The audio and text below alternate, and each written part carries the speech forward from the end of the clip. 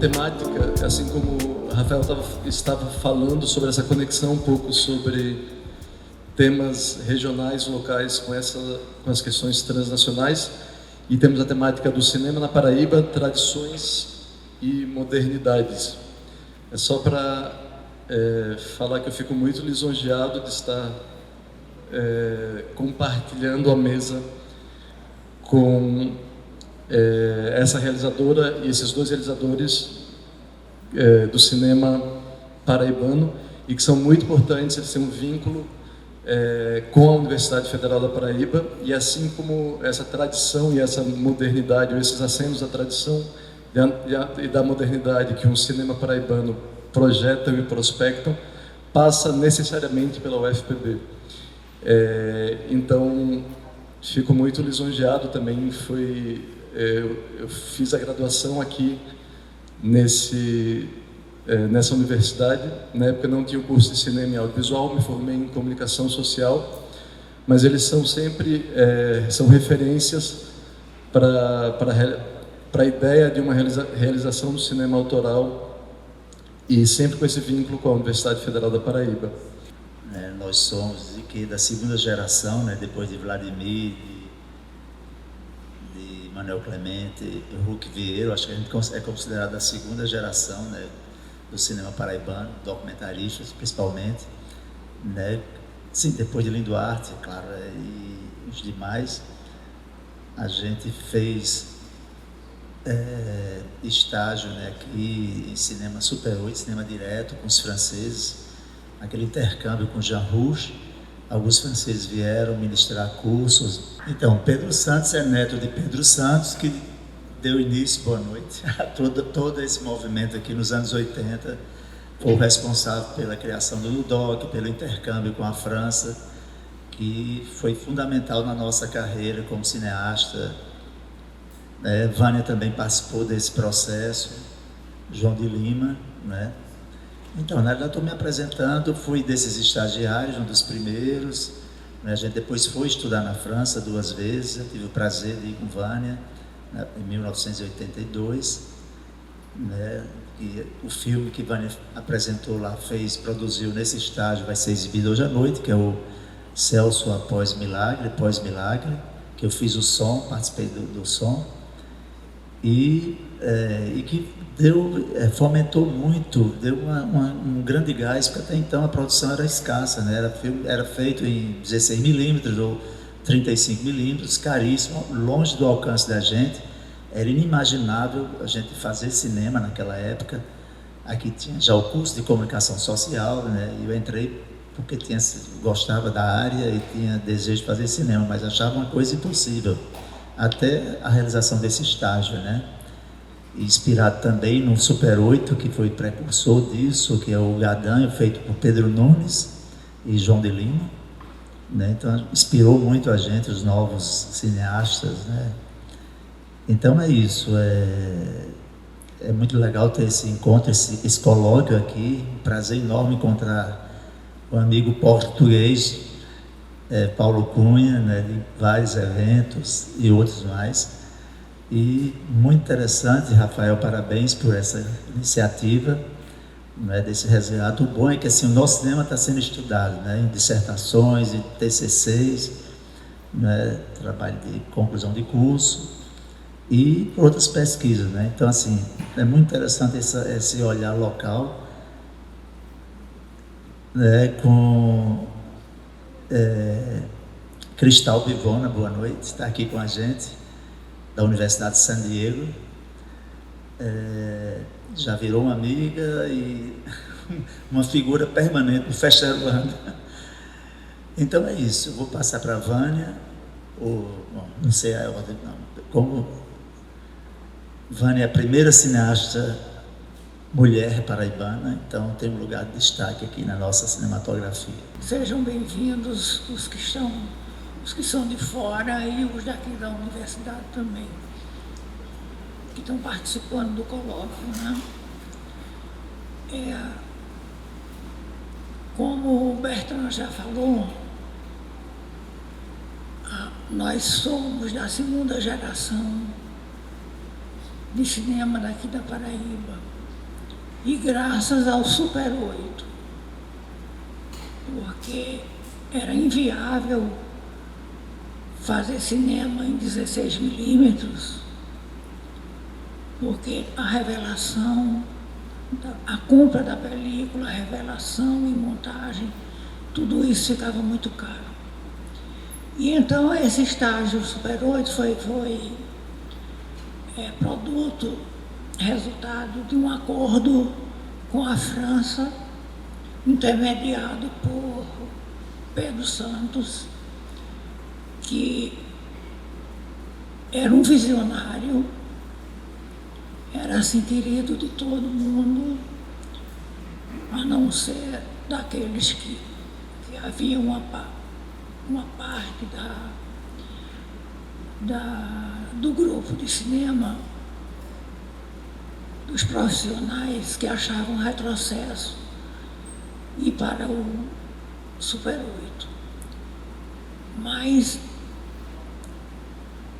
no fundo desse convênio estava Jean Rouch, que era etnólogo e cineasta, que trabalhou muito na África, e hoje ele é um nome respeitado pelos antropólogos e outros cineastas documentaristas, apesar de na época ele ser muito criticado. Bom, depois que a pessoa morre, aí não é mais criticada não, todo mundo incensa, né? Infelizmente é um eterno retorno. Bom, então eu estava fazendo as contas de quantas bolsas para estágio na Associação Varrão, lá em Paris, foram concedidas aqui para o pessoal de João Pessoa. Foram cerca de 12 bolsas para Super 8 e depois mais 3 bolsas para 16 milímetros. E graças a essas bolsas em 16 milímetros nós fizemos os primeiros filmes em 16 milímetros rodados aqui na Paraíba pela nova geração, né? Então, o Super 8, que parece que também está voltando à moda, quer dizer, algumas correntes usam o Super 8 por ser barato e viável, né?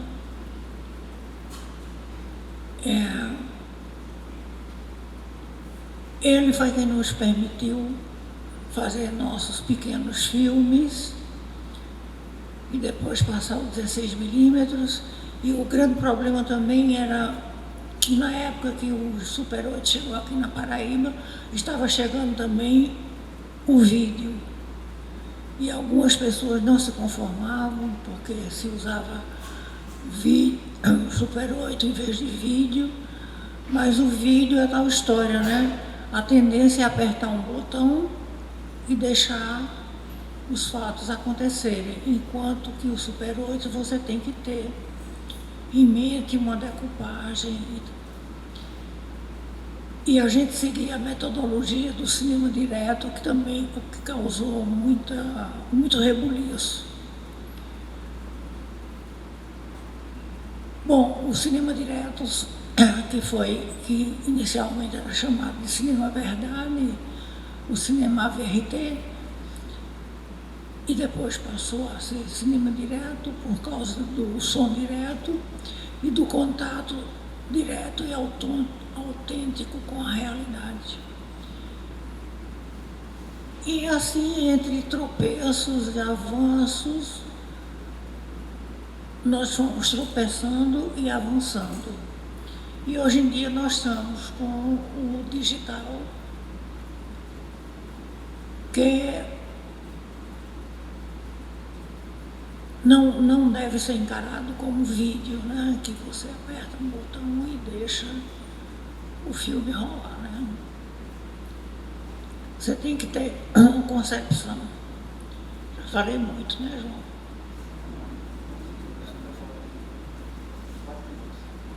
4 minutos.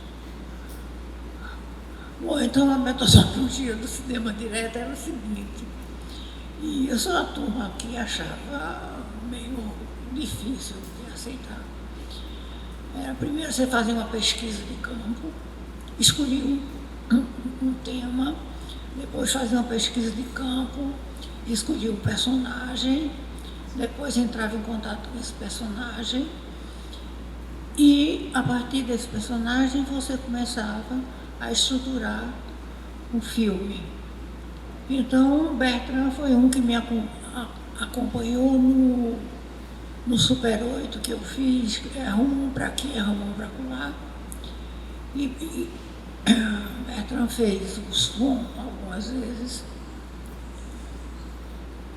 E Bertrand também fez um filme sobre Perequeté, que era um dançarino, que o sonho dele era ir para Broadway, e ele está na Broadway, tá? E ele hoje realmente está na Broadway. E Bertrand tem um projeto para fazer esse filme. Agora, antes do cinema direto, nós temos a ressaltar o trabalho de João e Pedro Nunes com Gadanho, e também Beba Cola, não tem? Beba Coca, Mabicola, está sumido, né? Que ninguém encontra esse filme, não sei porquê. E o Gadanho é o nosso parasita em Super 8. 4 minutos, não é possível. Mas, Bertrand, você falou menos do que isso. Bom, e eu queria dizer que o nosso padrinho, pelo menos meu padrinho de coração, foi e é o Pedro Santos. Eu sou eternamente grata a ele. Muito boa noite a todas, boa noite a todos. É um prazer grande estar aqui hoje. Queria agradecer ao professor Rafael pelo convite, saudar aqui Bertrand, professora Vânia, professor João de Lima, professor Carlos Dowling. Dizer que eu estou muito à vontade de estar hoje na Sala Aruanda, por vários motivos, mas principalmente por 3 eu destacaria. Primeiro, porque eu sou cria desse departamento de comunicação social, sou formado em rádio e televisão aqui no antigo DECOM, que depois se tornou CCTA. Dizer também que o segundo motivo dessa minha alegria é porque, como já foi dito, eu sou neto de uma pessoa que, de forma bastante participativa, né, ajudou a construir o cinema paraibano, que foi o maestro Pedro Santos. Foi professor dessa instituição, foi regente da Orquestra Sinfônica da Paraíba, foi professor da rede estadual de educação, foi cassado pela ditadura militar, perdeu seu emprego. Então muito me orgulha dizer que eu não o conheci pessoalmente. Eu sou de julho de 87 e o maestro faleceu em agosto de 86, de modo que o que eu sei dele é um pouquinho do que cada pessoa conta dele. E, professora Vânia, hoje o seu depoimento se integra aí a esse grande mosaico do que me faz entender a grandiosidade do maestro, né, Pedro Santos.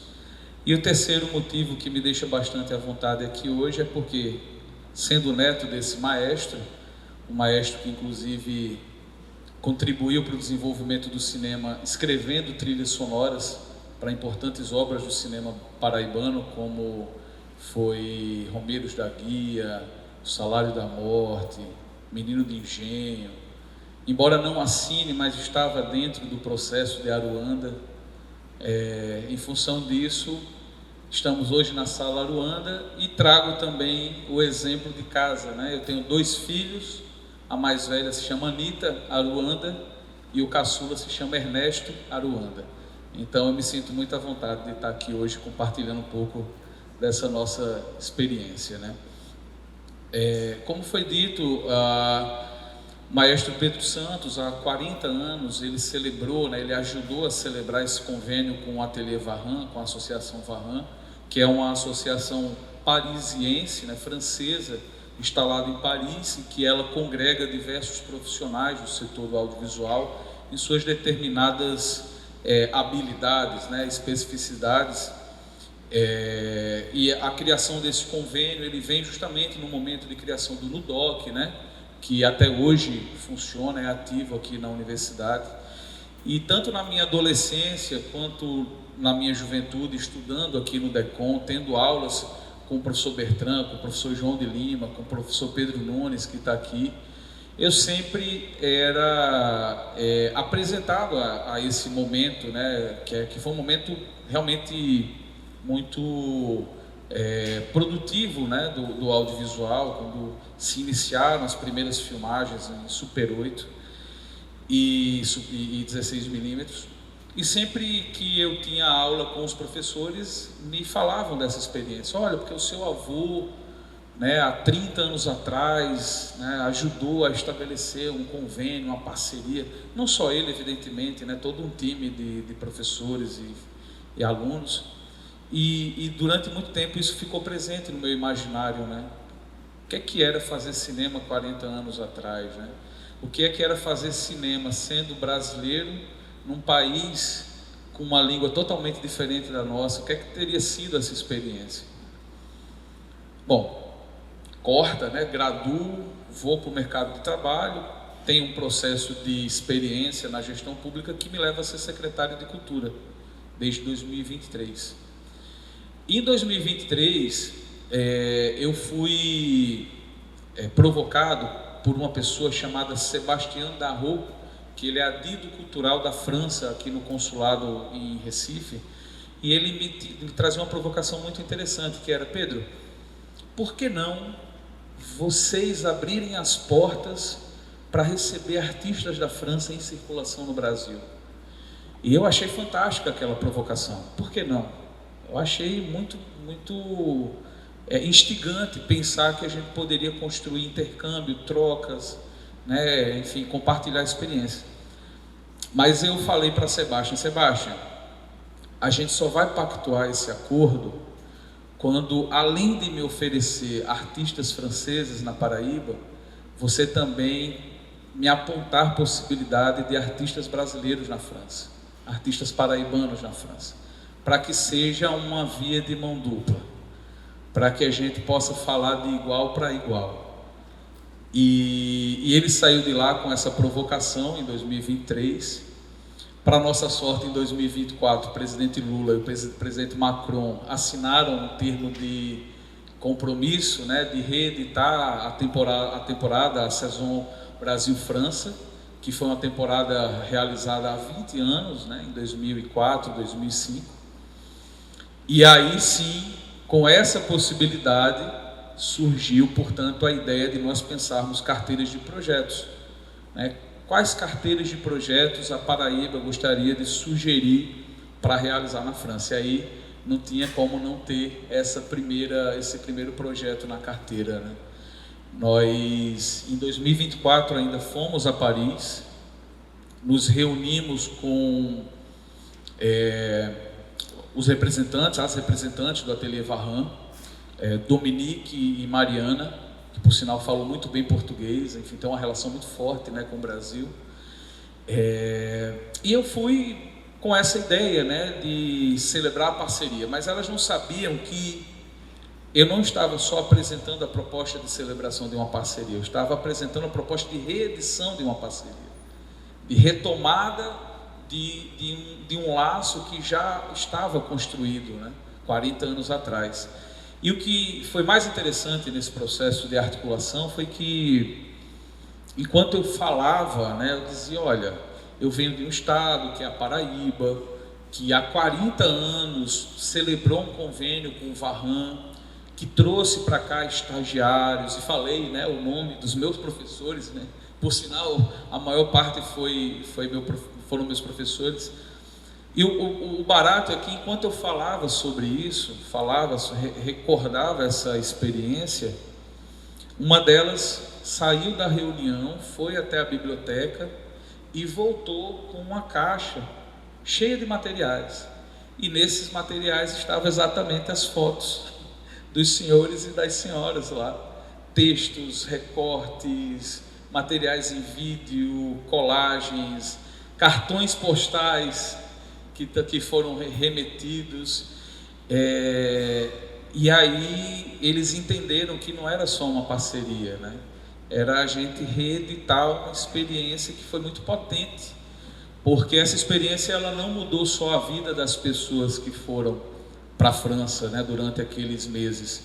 Ela impactou em nós que estamos aqui hoje, né, que hoje somos frutos também dos ensinamentos, né, e desse processo de transmissão de conhecimento.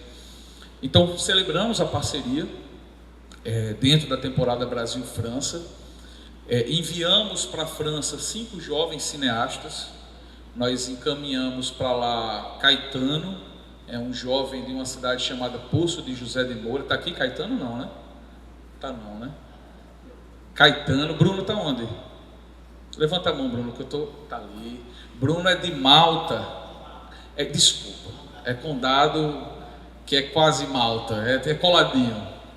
Bruno, que é de Condado. Aí foi Micaele, Mariana e Maiara, que são 3 garotas aqui de João Pessoa.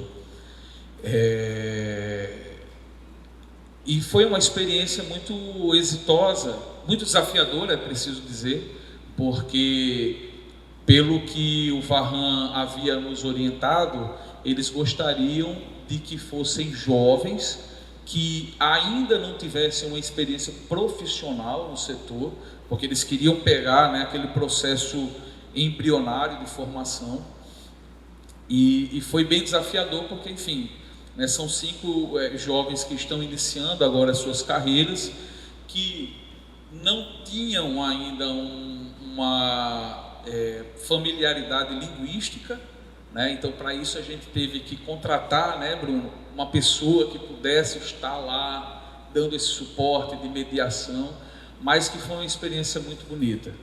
Foi uma experiência que eu tenho certeza que a turma voltou de lá transformada. Foram 55 dias de residência cruzada, de residência, e que para a gente foi um investimento que a gente parte do pressuposto de que as pessoas que participam de iniciativas como essa, elas absorvem um conteúdo que certamente não vai ficar só para elas.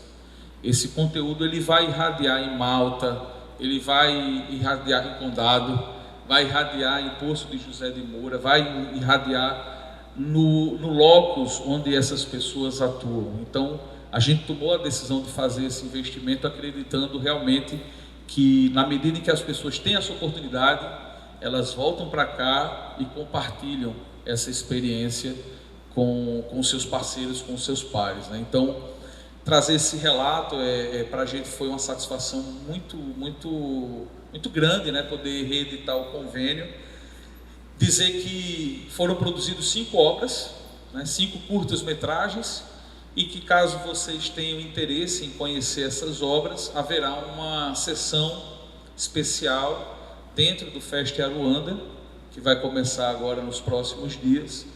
E dentro das sessões especiais previstas, uma delas é a sessão especial da turma que fez a residência em Paris, né? Agora nós estamos sendo provocados para fazer essa residência na Paraíba, quer dizer, trazer a expertise do Varran. Não sei se foi dito antes de eu chegar, mas o Varran ele surge num cenário. A França, como não é segredo para ninguém, é um país colonizador, que até bem pouco tempo atrás mantinha colônias, né? Inclusive até hoje tem territórios ultramarinos, como é o caso da Guiana Francesa, né?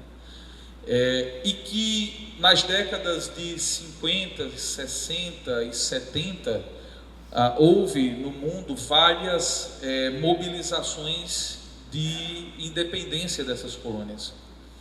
E o que é que havia? Havia uma demanda muito forte pelo registro desses processos, pela documentação desses processos. E os associados do Varran, capitaneados por Jean Rouch, eles entendiam que não era papel do profissional detentor daquele saber, não era papel dele ser ele o sujeito ativo nessa documentação. O papel dele era transmitir esse conhecimento para que as pessoas, para que os sujeitos em processo de independência, de revolução dos seus respectivos países, eles sim tivessem a capacidade de filmar esses processos. Então a essência do Varran era essa, né? Era de compartilhar essa metodologia.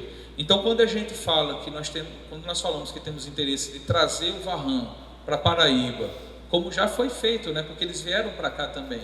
Antes dos estudantes irem, vocês fizeram um estágio aqui na Paraíba, né? A gente fez um movimento inverso, a gente mandou os estudantes para depois, agora, articular essa vinda. Mas a nossa ideia é realmente que alguns professores possam vir no próximo ano, a gente está construindo isso, e que, novamente, jovens com foco em atuação em movimentos sociais, jovens que venham das periferias urbanas e rurais, jovens que venham do interior do estado, eles possam também ter a oportunidade de experimentar, né, essa iniciativa de qualificação profissional. Então, é um passo a mais que a gente está dando para 2026. Estamos conversando com os representantes consulares, né, da França aqui no Brasil para construir essa parceria. Então, acredito que uma síntese, né, do que foi essa reedição de parceria foi trazida aqui, e queria terminar dizendo para vocês o seguinte: Vânia, ela rememora isso, né? Quer dizer, a gente só conseguiu fazer cinema em 16mm porque houve essa oportunidade das bolsas através do Varran, e de fato, né, é outro tipo de equipamento, é outro custo, era outra realidade, né? E dizer que hoje a gente segue nessa mesma tônica, né, de buscar construir possibilidades para que o cinema se desenvolva.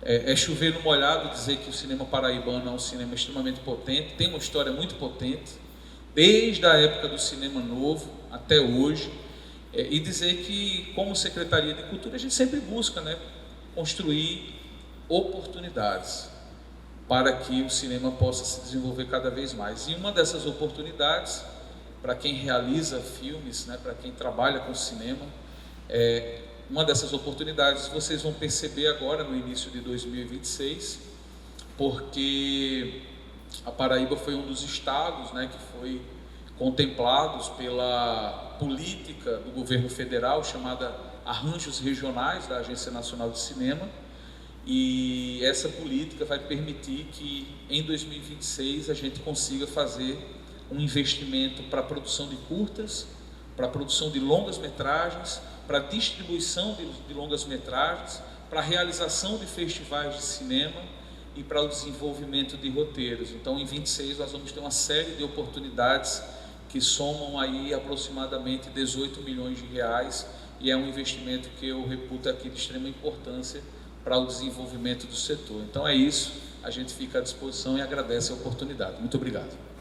Dizer que, como decano, e talvez o único que ainda está aqui, além do Dowling, que é um garoto, né? Ainda não me aposentei, continuo dando aula, né, na quinta para os alunos do cinema e na sexta de manhã para os alunos do mestrado de artes, aqui no CCTA, né? E assim que o Pedro terminou de falar, me acendeu logo uma luz. Se o CCHLA está fazendo 70 anos, e é um centro parceiro, né, em várias iniciativas, por que não reeditar a plaquete Pedro II Pedro? Né?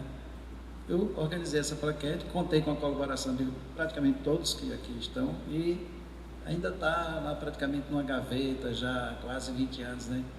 Que ela saiu 2 anos depois que o Pedro Santos faleceu, em 88, né? Na mudança de... Enfim, seria uma boa, né, professor? Se a gente, já que temos aqui o diretor do centro, né, e cultivar mais a memória daqueles que realmente trazem um legado importante, né, para para um movimento fundante, né? Por exemplo, dessa cooperação, né, que é um momento em que há uma iniciativa institucional muito forte na universidade. Nós estamos aí em 1979, final do reitorado de Rinaldo Cavalcante, um engenheiro que realmente fez um trabalho aqui de expansão fantástico. Na época, a universidade cooperava com 69 universidades do mundo já. Ele tinha uma mania de internacionalização incrível, ele pensava muito longo e tinha como assessor uma pessoa que hoje não é tão bem visto assim digamos assim, pela cena dos cineastas, porque era assessor do presidente Collor, né? O Paulo Melo. Então é muito difícil de falar nisso, mas foi ele que escreveu o projeto.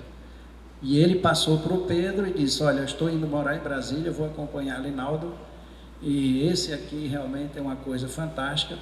E o Pedro já havia trabalhado com ele na pré-produção e produção do Menino de Engenho, né? Ele era uma pessoa decisiva, porque transitava muito facilmente no gabinete do governador na época, Buriti, né? E havia a grande camaradagem entre o Pedro e ele, e o Pedro ficou e administrou, fez uma coisa fantástica. Pelas minhas contas, Vânia, são 18 bolsas. Porém, há algumas coisas assim. Por exemplo, o Jurandir Moura, que na época era coordenador de extensão, e o Pedro Santos, que também foi administrar o convênio, eles viajaram. Então, algumas imagens disso, eu acho que nós vamos ver hoje, à noite, depois dessa sessão, que é Jean Roche sentado no chão, e eles batendo papo sobre as coisas do cinema lá em Trocadero, né? Não era aí no Parque Monluí ainda, era em Trocadero, que era lá, enfim, onde havia assim todo o suporte dos seminários para os cursos, que eram uma espécie de braço do pessoal de antropologia da Nanterre, que tinha uma vontade incrível de pegar com a mão na massa, e a gente sabe que a burocracia no ambiente somente acadêmico, institucional, é muito lento, enfim, e fazer filmes assim, então é uma tortura. Aí eles criaram assim essa espécie de braço prático, que é o Ateliê Varran, e tocavam. Então tem essas imagens, são imagens raríssimas, né? Que são propriedade, obviamente, da Associação Varran, mas curiosamente, essa primeira fase de Varran, que vai de 1977 até 1988, ela não está bem estudada no sentido de suas, digamos assim, seus registros. Tanto que eu acho que eles nem estão sabendo que nós temos essa cópia aqui. É engraçado isso, mas paciência, né? 77 e 81, 4 anos são decisivos, mas é a semente de todo esse movimento, né? Esteve aqui uma pesquisadora chamada Zoe Graham, ela publicou nesse livro aqui, depois isso está na internet, 0800, chama-se Varran, Um Mundo Possível, para quem tem interesse. Então, nesse período é fantástico, né? E vamos pensar também que digamos assim, essa investidura do Pedro Santos como produtor não é novidade. Ele, nos anos 60, de 1960 a 1970, foram realizados 16 filmes 16 milímetros aqui na Paraíba. Aliás, 11 filmes 16 milímetros, né? E todos têm um pouco a digital do Pedro, seja como incentivador, seja como produtor, seja fazendo a trilha sonora, que ele fazia muita trilha sonora. Aliás, no teatro era incrível, ele fazia muito. Então, tem essa pequena observação em relação a essas coisas mais históricas, mas enfim, quem tiver interesse está disponível, já que é um seminário de história, eu trouxe até alguns registros só para a gente ver que realmente está. E eu não vou dar uma de camelô não, porque também está 0800, não é para vender, é tornar conhecido no meio acadêmico, que é o Pedro Nunes, que está aí comigo. A gente reuniu 18 pesquisadores e analisou 2 filmes, um que é anterior ao convênio de Varran e outro posterior, que chama-se Gadan e Closes. E esse filme foi um negócio tão gigantesco de fôlego acadêmico, que a gente passou 3 anos para tirar. A Vânia, por exemplo, que acabou estudando o Gadanho quadro a quadro, né? Esse negócio fez um trabalho de cão. Essa cinematografia pregressa ao convênio é interessante também, porque de algum modo depois vai haver uma espécie de debate muito intenso entre, por exemplo, a introdução do cinema direto, né? Que eu acredito, e analisando os documentos de época, que o Rush, ele realmente veio pessoalmente, ele se empenhou, né? Ele tinha interesse vivo em Salvador. Não deu certo em Salvador. Não me pergunte bem por quê, porque eu não estudei bem isso. Aí ele encontrou um ambiente totalmente favorável, inclusive por causa da presença do Paulo Melo e do Pedro Santos, aqui em João Pessoa. Então foram bem recebidos e houve toda uma... Obviamente a cena dessa coisa da bitola, se é Super 8, se é 16, foi parar na imprensa local.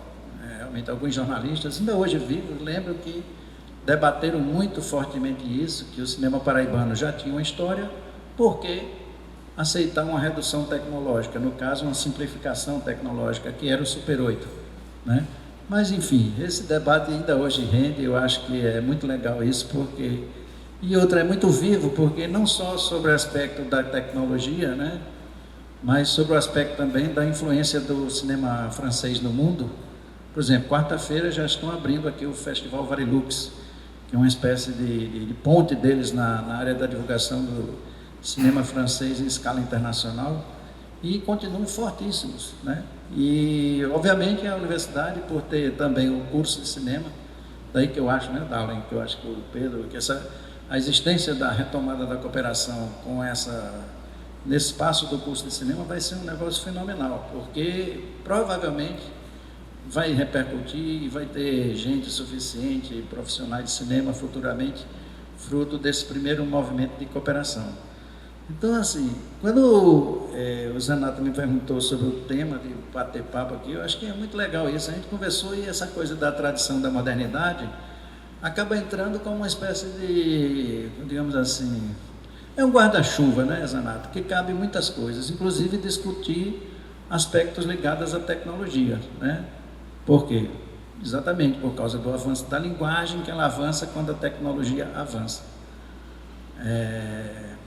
Aliás, tem nesse livro, viu, professor Rodrigo, uma coisa que o Pedro Santos fala, é que ele ficou encantado com um livro que um músico escreveu sobre a história da música através da evolução dos instrumentos. Eu achei tão curioso isso, né? Então, quer dizer, a técnica, obviamente, pressiona a linguagem e os artistas se valem da técnica e atualizam a linguagem, enfim.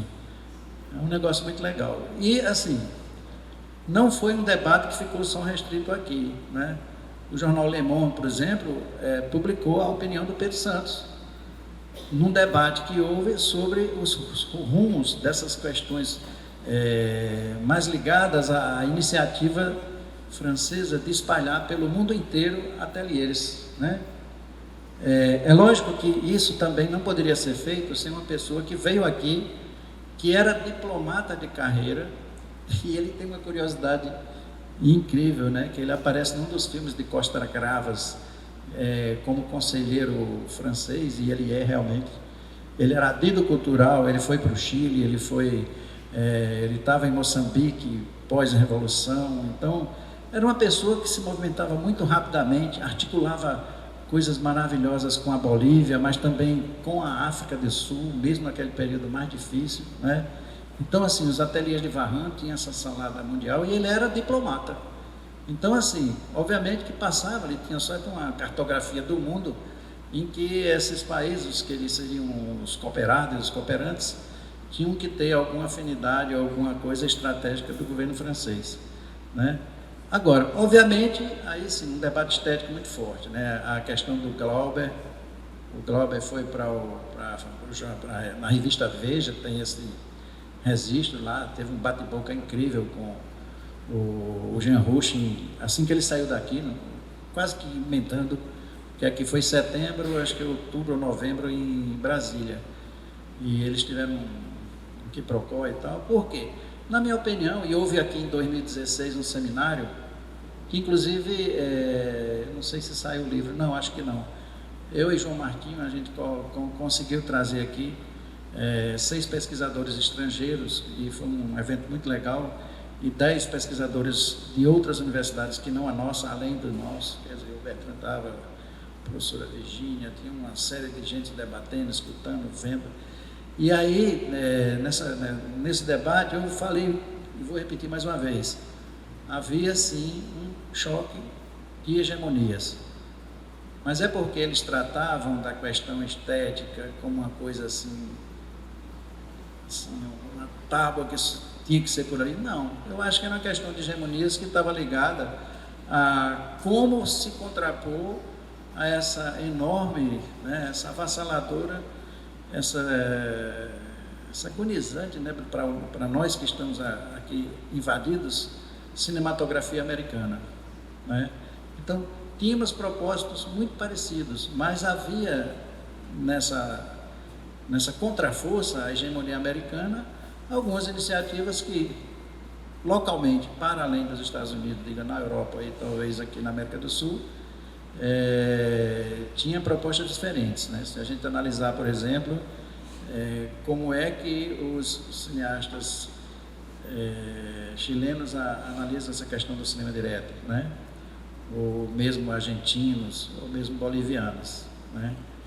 E tem outra coisa também, com o passar do tempo, começou-se a notar que, a depender do gosto dos cooperantes, eu digo, os orientadores, né? No caso aqui do Brasil, foram um homem e uma mulher, Mihaly, Blanchet e Constantini, né? A depender do gosto deles, havia ou não uma certa adaptabilidade, uma certa consideração em relação a coisas que aconteciam, que fugiam a uma, digamos assim, a norma, né? Fugiam. E aí eram debatidos, faziam parte de um circuito de circularidade cultural, etc, etc.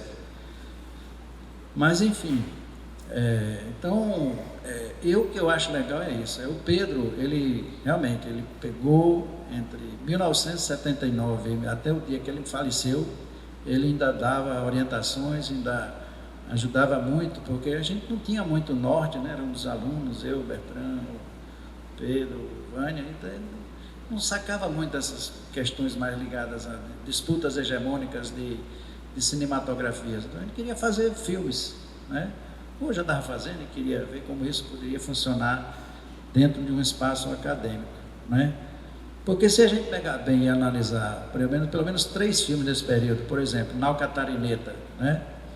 Nau Catarineta é um filme extremamente poético que usa a metodologia do cinema direto.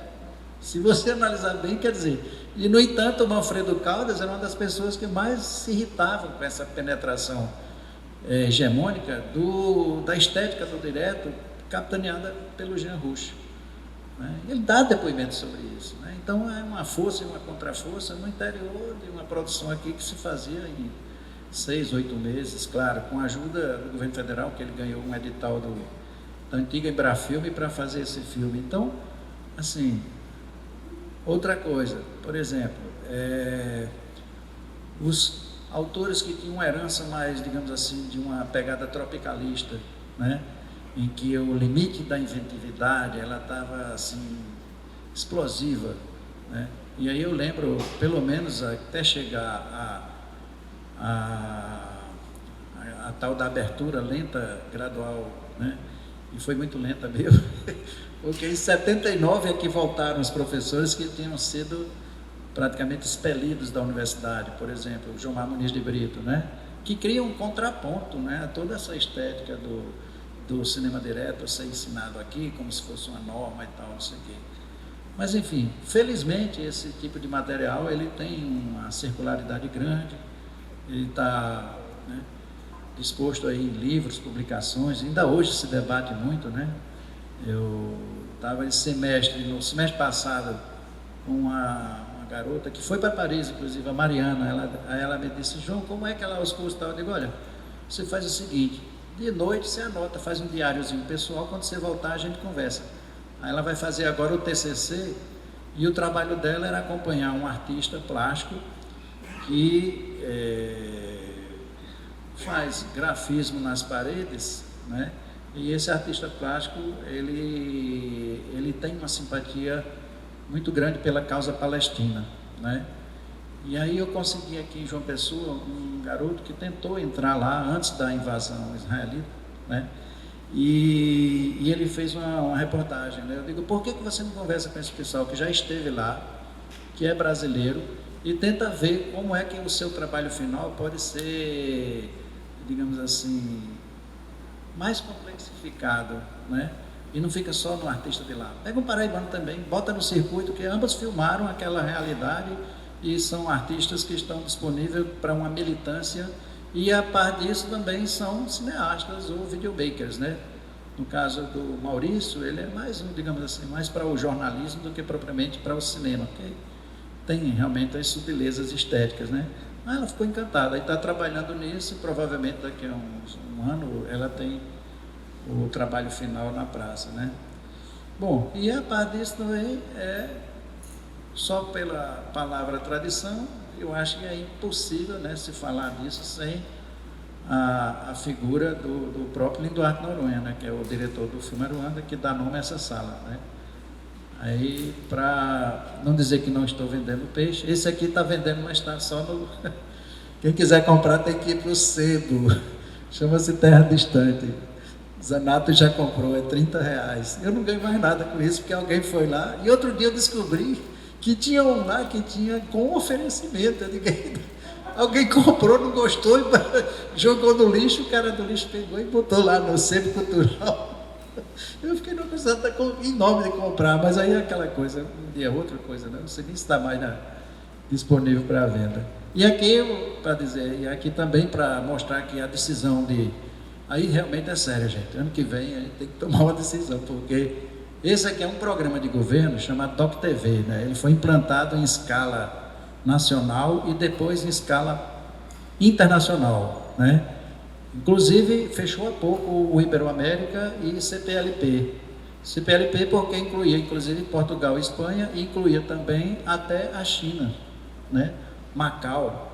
E, inclusive, no dia do lançamento do livro, já falei com o Zanata, vai ter aqui um livro sobre a experiência do Doc TV, que, na verdade, é uma memória dessa fase efervescente do governo Lula, de 2003 até, digamos, 2008, em que esses programas de governo eles foram decisivos para criar um espaço de liberdade estética gigantesco, porque a filosofia do Doc TV é o seguinte: você ganha o prêmio e faz o filme tem a data para estrear e você tem janela nacional, então você vai com o seu, no caso aqui a gente fez o do Périx Leal, e depois o Elinaldo Rodrigues fez um sobre um poeta do Varadouro, muito bonito, por sinal.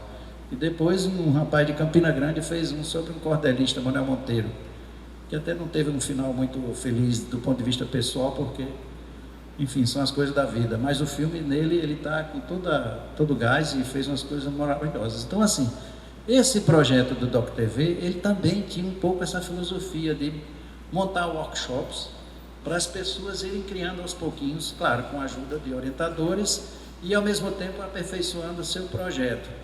Uma pequena diferença, realmente, não existia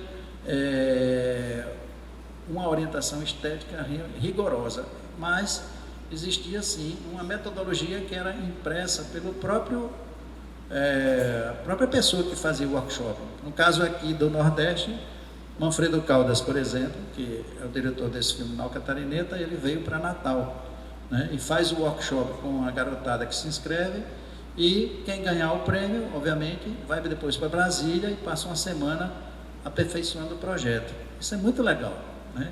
E se você pegar hoje o acervo do Doc TV, vai ver que tem, assim, de uma pluralidade estética fantástica, né?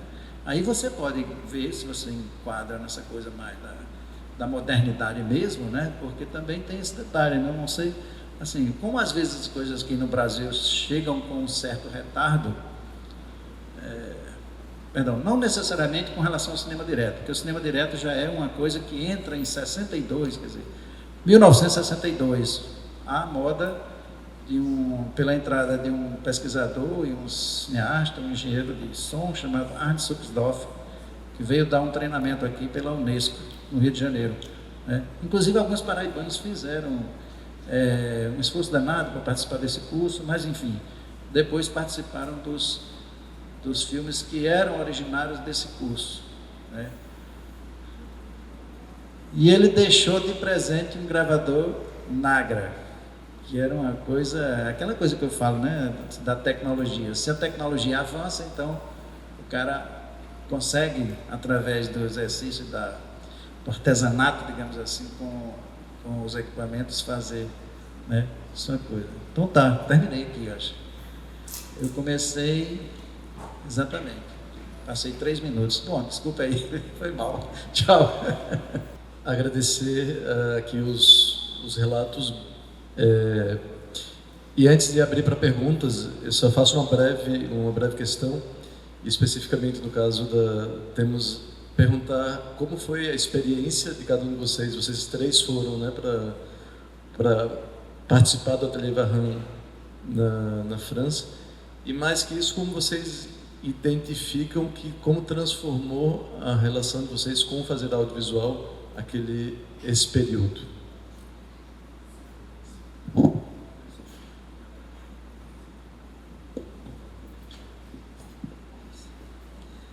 Bom, como tema para não fugir, quer dizer, que é que eu vou contribuir para falar modernidade, tradição e modernidade.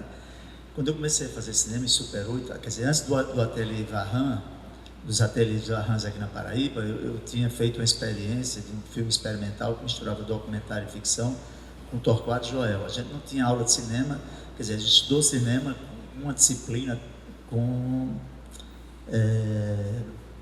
meu Deus, Aruanda, Eduardo Noronha era o único professor de cinema, né? E a gente teve uma disciplina com ele, né? O resto era leituras, assistindo filmes e tal.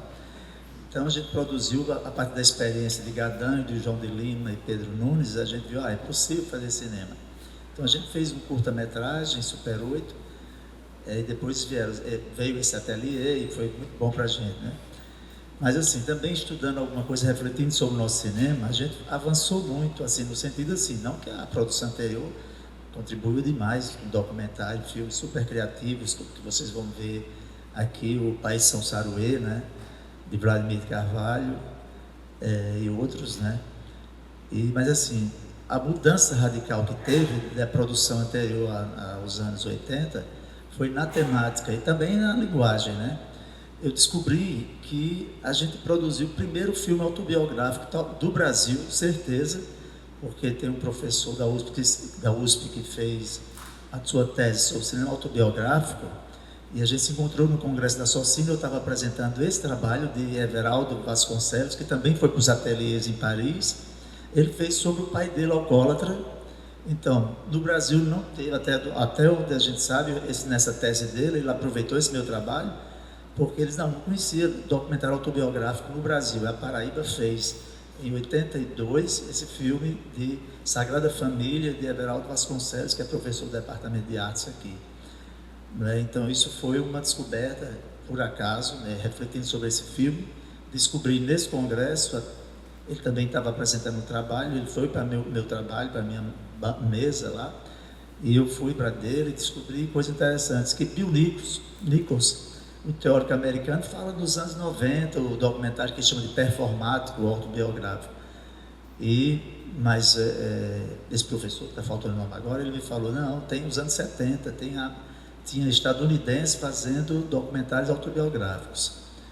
E depois disso, mas ele não identificou nenhum no Brasil, a não ser esse, que ele conheceu através dessa minha comunicação, e foi muito importante ter tido contato com ele nesse sentido, né? Então, teve essa inovação de ter uma ruptura, né? Um documentário autobiográfico, quando os documentários eram sempre temas sociais, o homem do campo, a pobreza, a miséria, a seca, a exploração e tal. E com a gente surgiram temáticas que não tinham no cinema paraibano. A questão LGBTQIA+, que a gente só chamava cinema gay, surgiu com a gente no Super 8. Não tinha nem GLS, não tinha nenhuma sigla, era o cinema gay. Até o pessoal começou a mesmo chamar, cinema gay, vocês agora só falam de gay, de cinema gay. Né? Então, os amigos que eram super abertos, né? A gente estava em plena abertura política, podendo falar de vários temas e tal, Então, eu fiz Perequeté, dentro do estádio da Varran. Pedro Nunes fez logo em seguida Close.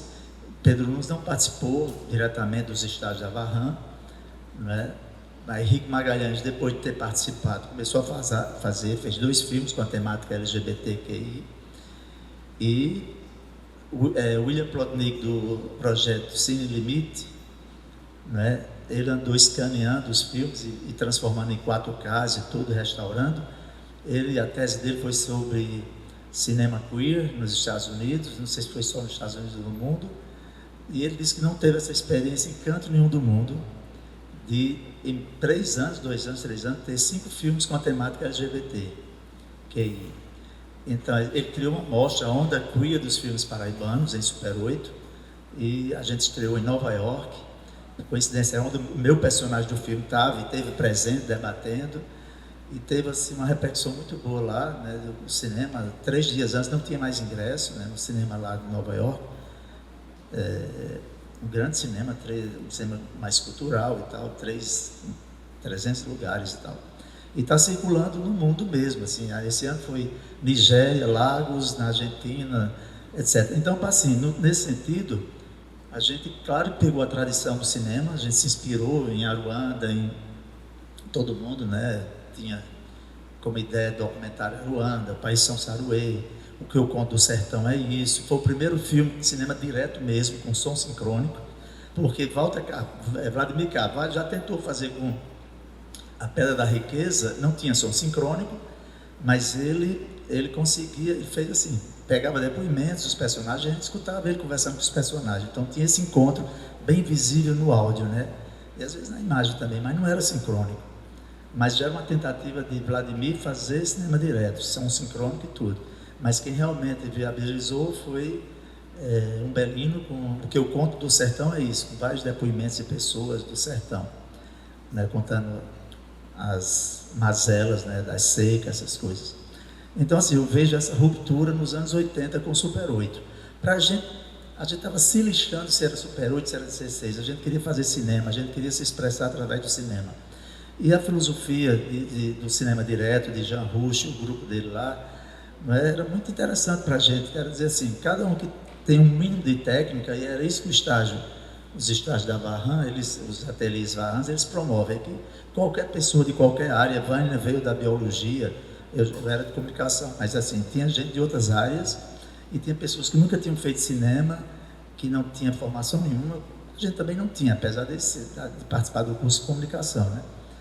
Então, qualquer pessoa, segundo Jean Rouch, pode se expressar através do cinema, desde que tenha um mínimo de técnica, de conhecimento técnico, e também de linguagem, né? Também um pouco de teoria, de ver filmes, debater e tal. Então, isso foi um momento muito profícuo dos anos 80, o início dos anos 80, com a euforia da abertura e tudo mais. Então, diversos temas diferentes, também temas também que falavam a mesma coisa, né, do passado, mas surgiram novos temas, novas propostas, e uma delas eu aponto, além da temática, como eu falei, da LGBT, também a questão por exemplo, um cinema autobiográfico. Quem que imaginava Everaldo foi fazer um filme sobre o pai alcoólatra, o drama da família e tal, ele interferindo com a câmera, as pessoas mandando ele parar de filmar, né, e depoimento belíssimo da avó. Então, assim, ele expôs, assim, abriu as portas da casa para falar de um drama familiar que ele próprio era personagem, né? Embora ele quisesse falar do pai, mas ele era um documentário autobiográfico, né? Então, nesse sentido, a Paraíba é pioneira nessas duas coisas, da temática, né? Uma temática que não era presente nos filmes de forma positiva, né? E também com a temática LGBT e tal, e também a questão da linguagem mesmo, né? Um modo documental que não era explorado, não tinha sido ainda explorado na Paraíba e nem no Brasil, né? Então, até que se surja alguém que mostre alguma coisa, nos anos 80, o documentário autobiográfico surgiu aqui, pelo menos na Paraíba, no Brasil, né? Assim, quanto à experiência, eu queria falar isso, enquanto a experiência para a gente foi surpreendente. Você imagina sair daqui, eu sou de Cajazeira do Sertão, sonhava primeiro com os Estados Unidos, depois abusei dos Estados Unidos. Aí, ir para a França, ir para a Europa, estudar cinema, era coisa aí. Agora eu quero Festival de Cannes. E aí você ir para a França estudar assim, né? Então, foi um processo super democrático, é bom falar como era, que é o processo de escolha de quem ia para a França. Que a gente tinha o quê? 20 estagiários por aí, né? 10, 15, não me lembro agora. E aí, Pedro Santos, avô de Pedro Santos, disse, não, a gente vai fazer o seguinte, quem terminou o filme, que a gente tinha que fazer um filme, terminava o estágio, a gente tinha que estar com o filme pronto, concorre à viagem. E a seleção era feita por nós mesmos, a gente se reuniu no DOC para escolher quem deveria ir, os 3 primeiros que deveriam ir para a França. Isso foi bem de repente, a notícia e tal. Eu não fui a primeira vez, mas fiquei inconsolável, mas Pedro dizia, não, você vai comigo. Foi mais divertido. Pedro chegava lá em Paris, calava os franceses todos, porque ele discursava, além do vozeirão bonito que ele tinha retórica. E ele chegava nas aulas lá, todo mundo se calava, escutando Pedro. Então eu disse, pronto, a gente está com tudo e não está prosa aqui nesse estágio. Então foi muito bom.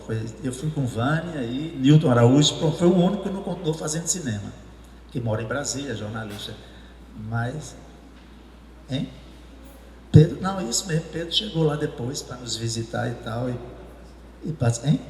Não, Nilton não faz cinema. Foi o único desse grupo que não continuou fazendo cinema. Né? Mas assim, foi um privilégio muito grande, porque ir ao Museu do Homem, ver Jean Rouge falando sobre discutindo filmes, né? E também foi um curso muito marcado também por teoria, estava lá as pessoas discutindo, Pedro também estava lá nas discussões e tudo. Então era muito interessante isso, porque não era só prático, né? Não era um curso só prático, né? Porque a gente já tinha aprendido aqui, depois ele foi fazer 16 milímetros, quando acabou o convênio, vai fazer 40 anos no próximo ano, né? 86, 2006, 2026. Então, assim, foi a última turma que foi Marcos Vilar, Torquato, que são cineastas que estão produzindo até hoje. E outra coisa, a gente está num momento muito interessante. Por exemplo, agora no Festival Aruanda vai ter a Mostra sobre o Céu Nordestino, que é o nome de um filme de nosso cineasta pioneiro, Valfredo Rodrigues, né, dos anos 20. Ele fez esse filme, que é um documentário, né, mostrando sobre o céu nordestino. Ele virou o nome de uma mostra no Festival Aruanda, e a primeira edição era só longas paraibanas. A gente estava no momento de 2019 com 5 longas paraibanos em cartaz, estreando, né? Então, Zanin, o crítico Zanin Auríquio, né, ele chamou a primavera do cinema paraibano. E agora a gente está vendo, vai ter agora a segunda primavera do cinema paraibano também, com 5 longas no Festival Aruanda, né? Então, assim, isso era impensável, a gente fazer longa-metragem, né? Então, é isso que eu queria falar. Bom, ele falou o Bertrand falou sobre a matéria, a primavera do cinema paraibano. João e eu, nós estamos esperando o outono do cinema paraibano. Bom, eu vou ser bem breve, assim, objetiva. Eu cheguei aqui, eu era agrônoma, por acaso formada em engenharia no Centro de Ciências Agrárias, e botânica, com passagem na Federal do Rio de Janeiro, rural, e Jardim Botânico. E então, eu sempre gostei muito de artes, e quando apareceu a oportunidade de fazer o estágio, porque era para diferentes profissões, eu fiz. Então, eu cheguei aqui, quer dizer, querendo aprender, querendo tirar o melhor que os franceses tinham a dar, porque havia uma turma de resistência, a turma que queria fazer cinema experimental, a turma que queria fazer não sei o quê. Então eu dizia, meu Deus, se é um curso para ensinar balé clássico, eu não vou chegar querendo fazer jazz, entendeu? Então, eu queria chamar a atenção para o seguinte: o cinema paraibano até então carecia do som direto. Por isso que o documentário tinha o som off, com tentativas de colocar a fala dos personagens, como ele bem falou sobre a Pedra da Riqueza, dentro do filme. Com o Super 8 e o som sincrônico, então muda. A gente tem que filmar pensando também no som e não só na imagem. Isso é uma grande diferença. Outro ponto que eles frisavam era que a gente tinha que entrar na casa das pessoas. O que o Beba-Cola, o Babi-Cola, não era assim, era como se houvesse um certo respeito pela privacidade das pessoas. Então, no cinema direto proposto, tinha que entrar na casa das pessoas, ver como era a vida delas lá dentro. Isso foi uma coisa que causou um grande impacto para mim. E depois, esses ateliês, que eles já se falaram, os ateliês de Jean Rouch, que tinha à frente o Jacques Dartuis, que era o diplomata, eles fizeram ateliês em Moçambique, na Noruega, em Portugal, aqui no Brasil, inclusive em Moçambique. Quem participou do ateliê de lá foi o Guel Arraes. E quando Guel Arraes voltou para o Brasil, ele tinha um programa na televisão, na TV Globo, que tinha, eu via que tinha influências do cinema direto, do ateliê Varran que ele fez em Moçambique.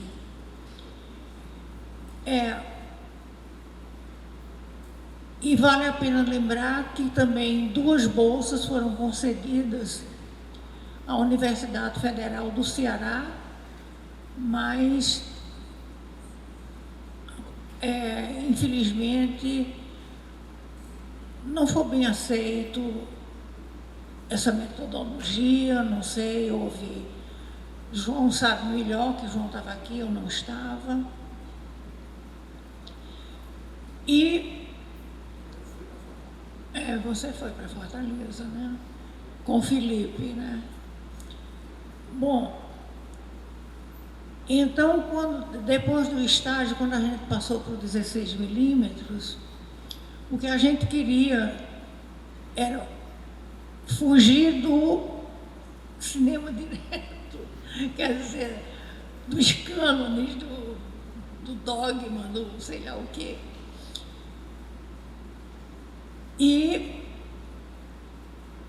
Mas era o que Pedro dizia, os franceses diziam, vocês têm que escolher um personagem e fazer um filme sobre esse personagem.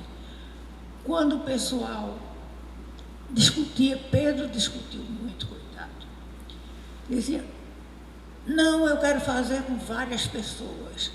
Por exemplo, queria fazer sobre a caça da baleia em Lucena, na época que existia caça da baleia.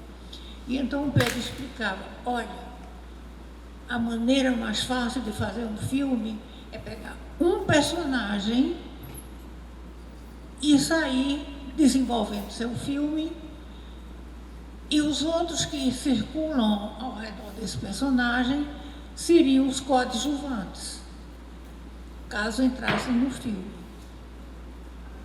Então, para mim, foi uma experiência muito enriquecedora. Eu acho que os jovens estudantes deviam sempre começar a fazer cinema documentário, com um personagem. Há uma resistência muito grande, porque eu fui professora de cinema e sei que os alunos de cinema não querem ouvir, pelo menos a minha, não sei se é porque eu sou mulher, entendeu? Eles não queriam aceitar esses conceitos. Eles tinham as visões dele, era difícil, entendeu? Foi barra ser mulher. Eu vim descobrir o machismo agora, depois de ser idosa e garota, porque eu também sou garota. Eu continuo garota, apesar dos anos. E vocês vão descobrir isso. Os anos passam, mas os meninos e meninas que residem em nós, eles continuam. E façam com que esses meninos e meninas brilhem, aprendam e tudo, para depois não ficar lamentando. Ai, o passado era diferente, não sei o que. O passado não era diferente, não era tudo igual. Entendeu? As mesmas resistências, é o eterno retorno. Bom, como eu falei muito, vou falar bem rápido essa parte agora, mesmo porque está disponível. Quem tiver assistir o meu filme que eu fiz, chama-se Carta a Pedro, está no www.ina.fr.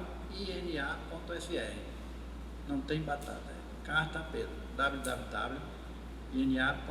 Porque é o seguinte, todos esses trabalhos que nós fizemos viraram propriedade do governo francês. Aí, essa Zoe veio aqui fazer a pesquisa, veio me entrevistar.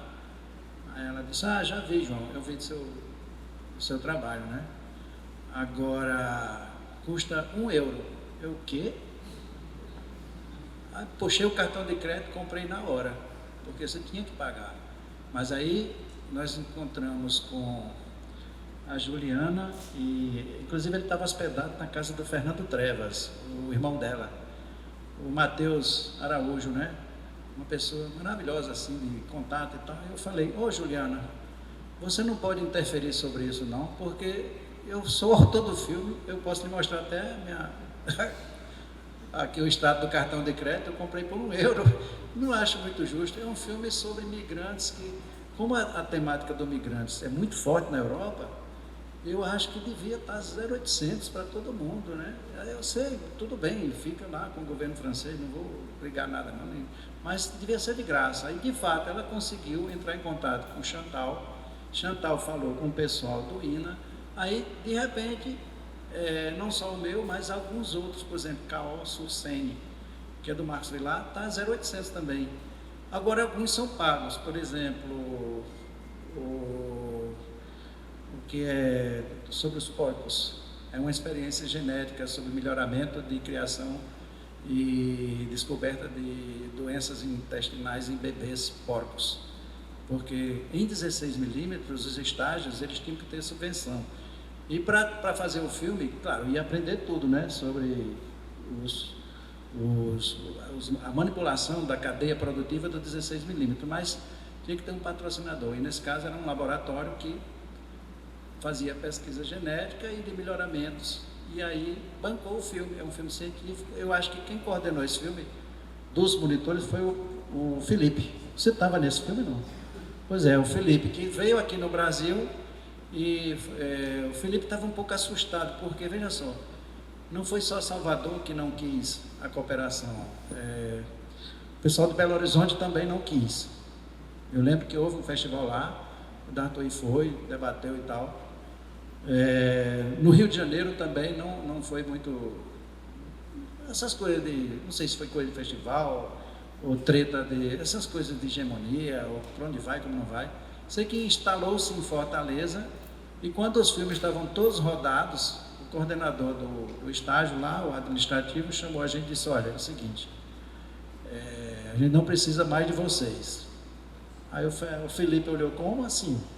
Não precisa, os filmes já estão rodados, essa maquininha aí de editar, deixa comigo, e aí eu faço isso aí tudo com os alunos. Aí eu digo, poxa, que coisa mais esquisita, né? Mas no fundo era o seguinte, ele ficou muito assustado, porque, assim, se eu fizer as coisas quantitativas, a gente fica assustado, né? Por exemplo, o 16mm tem a facilidade de fazer rapidamente, você já exibir, debater e tal.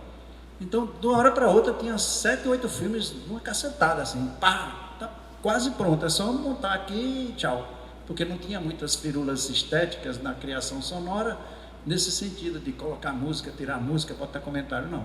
Era o plano, sequência, com o som direto e enfim, estudar bem essa dramaturgia para também, nós, como disse a Vânia, ver que o plano de som é importante, mas esse som que vem da realidade, que tem até uma frase bem linda que eu acho da Claudine de France, que ela diz que não é a realidade, é a realidade pró-fílmica, que a realidade em si é muito chata. Todo mundo entra num acordo que isso é verdade. É muito chata, né? Você ficar horas parado, esperando, por exemplo, um bebezinho, um porquinho nascer daquele jeito e tal, é um saco. Mas a realidade pró-fílmica é a que interessa, que é a realidade que vai criar o clima dramático do filme, o clima estético, os plots dramáticos, quando você estuda realmente como chegar e criar empatia com o espectador, né? Bom, agora a minha experiência ir para a França é o seguinte, eu era monitor do curso de jornalismo, aí o Pedro Santos me procurou e disse, olha, a gente vai mandar um aluno, um técnico e um professor, e você vai ser o aluno, você já é monitor, então você vai. Agora, o professor era nada mais, nada menos do que o fotógrafo desse filme que nós estamos homenageando aqui, o Saroé, Manuel Clemente. Tanto que no começo houve um certo, assim, porque o Clemente, apesar de ser um exímio, quem viu a fotografia do São Saroé sabe que realmente não é brincadeira, ele era o cara, né?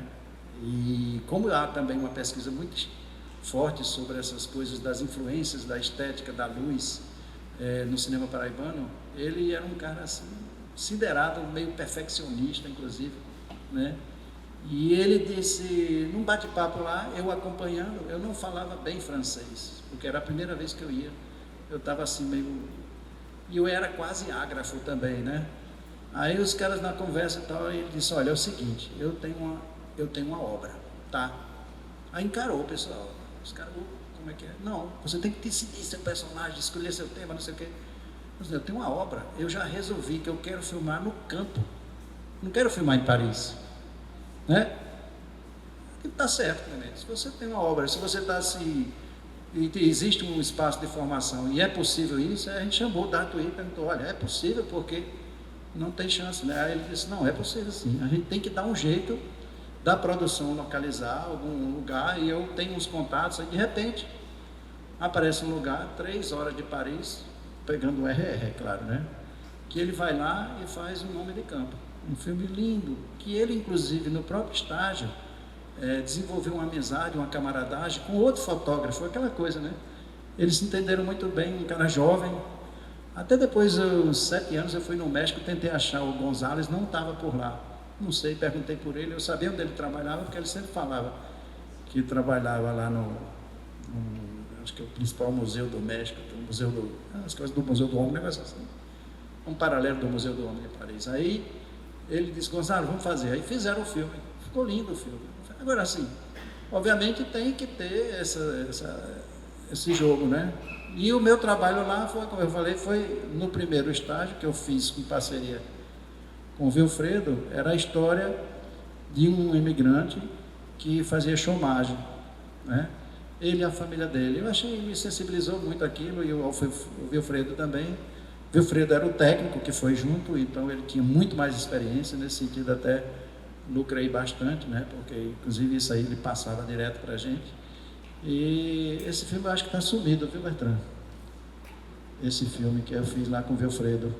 Porque eu já perguntei a todo mundo, ninguém acha o filme. E tem mais um detalhe. Como a gente aderiu rápido nesse sentido das coisas protocolares formais, e nesse ponto realmente a turma do Linaldo tinha uma cultura muito agressiva, né? Quando foi no dia 1º de maio, 10 de maio, Mitterrand ganhou a eleição, o governo socialista. Puxa, que alívio, né? Destin era um horror, aquele negócio na cabeça da gente, ganhou a eleição. E foi uma alegria enorme. E aí a gente começou a perceber que o pessoal lá da Varran, um dia depois da eleição, as cadeiras lá do curso estavam tudo bagunçadas. Eles tinham uma afinidade muito grande com a esposa. Acho que o Dartuí era amigo da esposa do Mitterrand. E isso facilitava horrores nessas coisas dos trânsitos de cooperação internacional. De modo que, formalmente, em janeiro que o Ateliê Varran se constitui.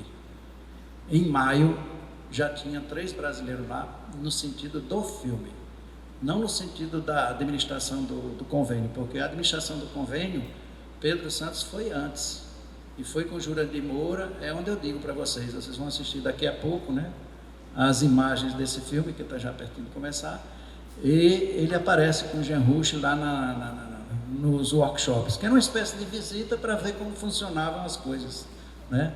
Então, mas foi muito legal nesse sentido. Lógico que assim, tem coisas que são da memória afetiva, né? Então, tem coisas que eu não gostava muito, por exemplo. Uma coisa que eu comecei a perceber, como o francês bate em criança. Eu achava assim uma coisa horrível isso. No metrô, de repente, você estava assim, pá! O que é isso? Eu pensei que era um traque, não. Um pai batendo no filho, uma mãe batendo no filho. Ainda hoje não sei, eu sei, isso foi em 84, 82, 84. Aí eu digo, pô, que negócio mais maluco, essas coisas que eu não entender o país, a língua, as costumes, é engraçado isso. Tchau.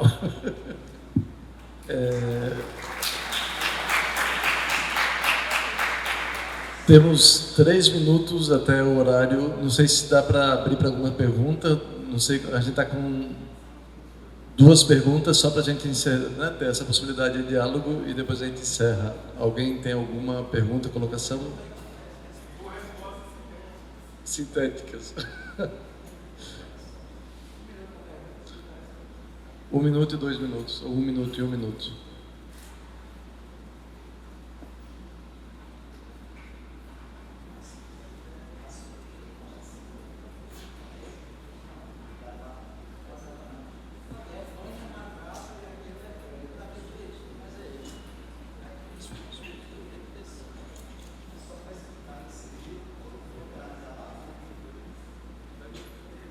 Não, isso aí foi em 2016, nós recebemos uma proposta de retomar a cooperação. Mas aí é o seguinte, o custo da cooperação nessa época era R$300 mil. Então, no DOC já estava sem dinheiro de nada, o orçamento do Departamento de Comunicação, por exemplo, é irrisório. Aí eu falei, Chantal, e falei também para o... Como é o esposo da Chantal? O Dedé, cara, se a gente tivesse 300 mil, a gente pode bolar uma outra coisa, ou vocês virem fazer módulo diferente. Por quê? Porque faleceu. Mas ele veio aqui em 2016. Aí ele disse, não, João, a gente entende, realmente fica muito caro e tal para a universidade. E não havia, por exemplo, essa facilidade agora com esse intercâmbio do curso de cinema com Pedro Santos, né? E também essas leis, né, que agora estão realmente favorecendo muitas iniciativas na área de, principalmente, produção de eventos, festivais, essas coisas, né?